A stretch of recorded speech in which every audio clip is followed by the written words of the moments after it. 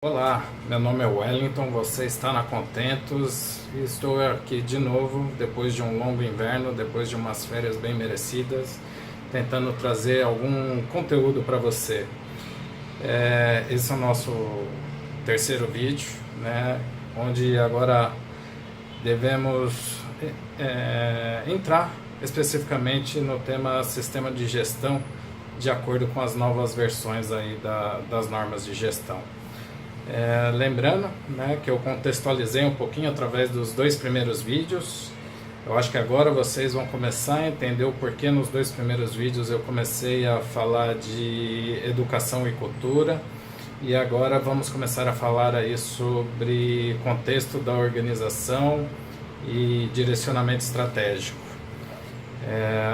Um tema bastante interessante que deveria trazer bastante valor aí para as organizações em busca de um alto desempenho, mas que infelizmente não é assim que eu estou vendo acontecer não.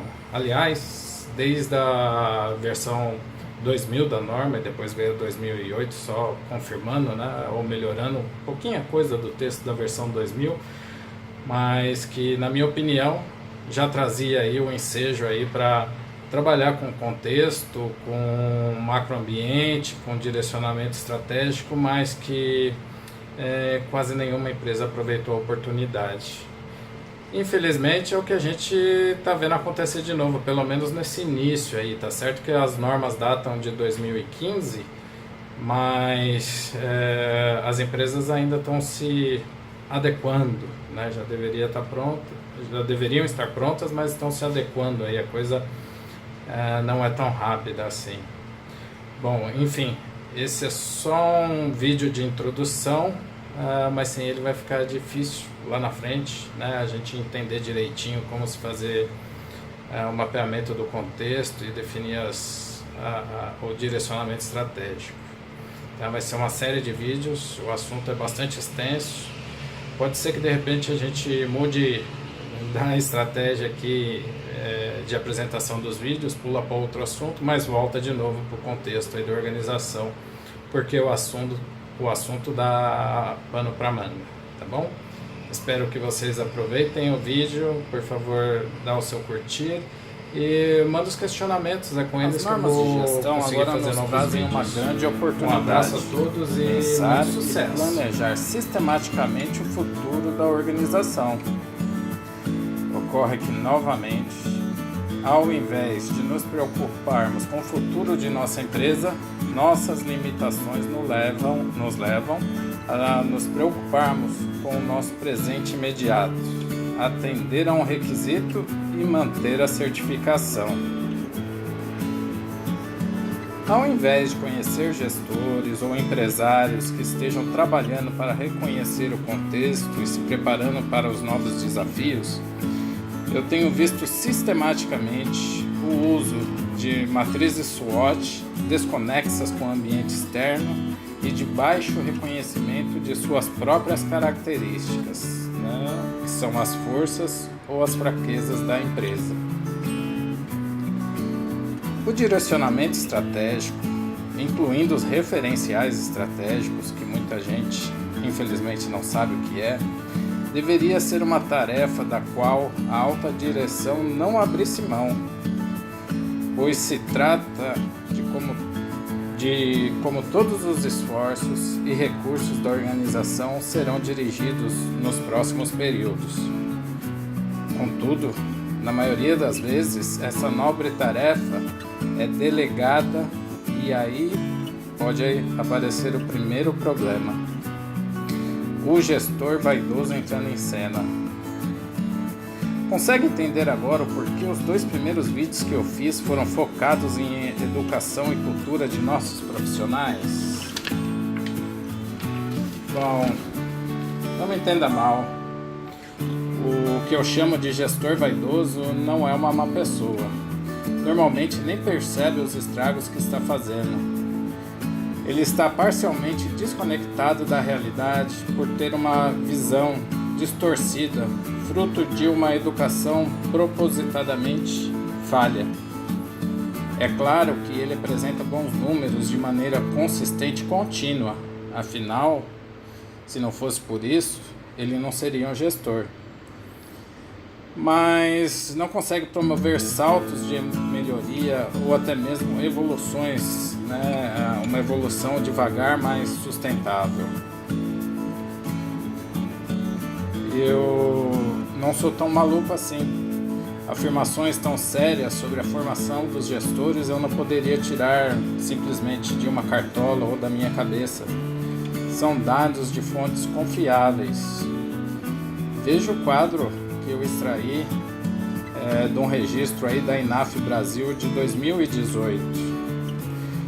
Somente 34% dos brasileiros são classificados no nível de alfabetizados ou completamente alfabetizados.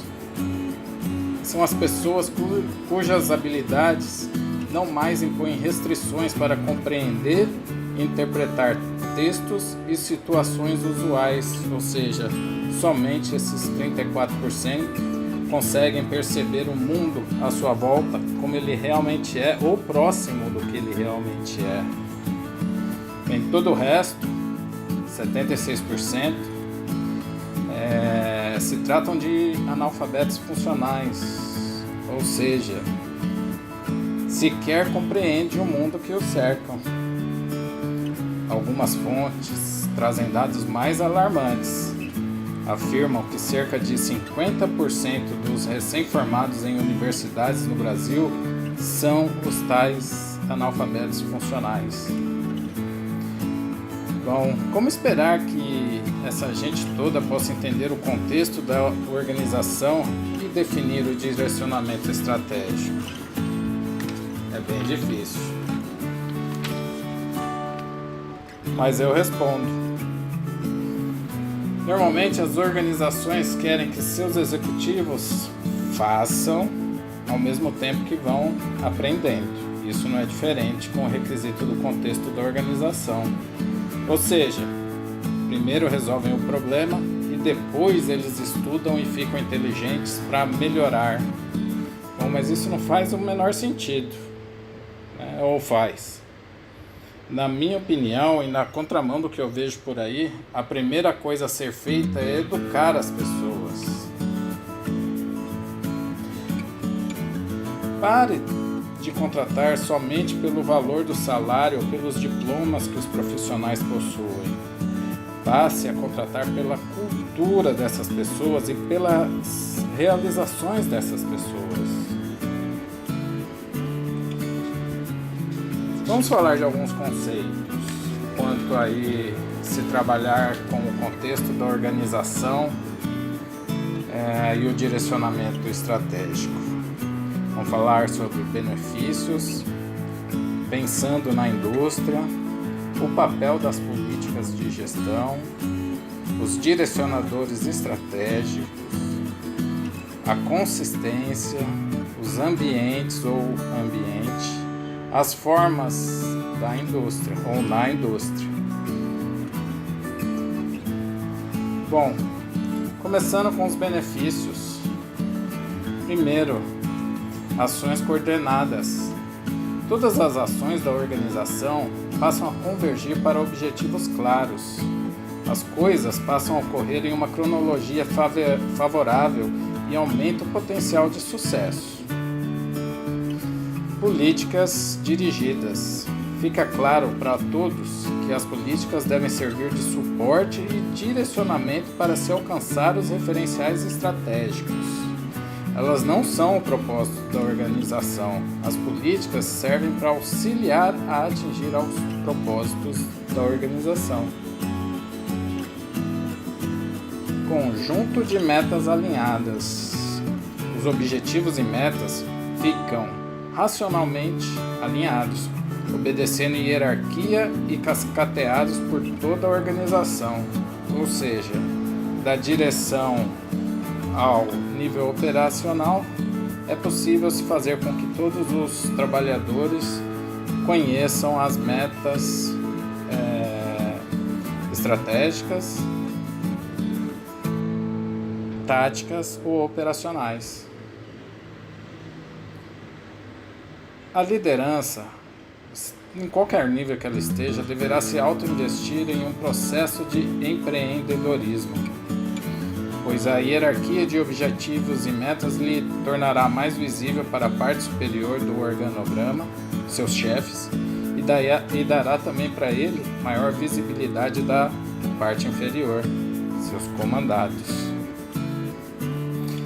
As ações planejadas de forma coordenada farão com que todos remem para o mesmo lado, tendendo a fazer sumir os sentimentos de que dentro da organização existem empresas diferentes e desconexas. E por último, nessa breve lista resumida, a gestão não considera só as características de seu negócio, mas também vê a necessidade de planejar e agir conforme a indústria na qual está inserida. E para o próximo vídeo,